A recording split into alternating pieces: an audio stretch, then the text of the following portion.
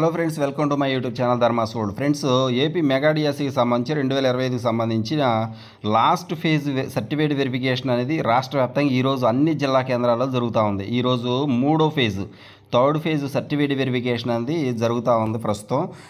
దీని అనంతరం అన్ని జిల్లాల వారీగా సెలెక్టెడ్ లిస్టు అంటే కట్ ఆఫ్ మార్కులతో సహా విడుదల చేసే దిశగా విద్యాశాఖ అడుగులు వేస్తుందని సమాచారం తెలుస్తూ ఉంది.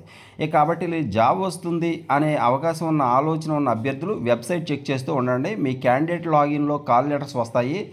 అలాగే మొబైల్ కూడా సిగ్నల్ కలిసేలా చూసుకోండి. ఫోన్ కూడా చేస్తారు. ఇక్కడ ఆ విషయాలు చెప్తున్నారు. మీకు ఫోన్ చేస్తారని చెప్తున్నారు. అలాగే మీకు క్యాండిడేట్ లాగిన్లో లెటర్ కూడా వస్తుందని చెప్తున్నారు. అంటే అపాయింట్మెంట్ లెటర్ వస్తుందని చెప్తున్నారు.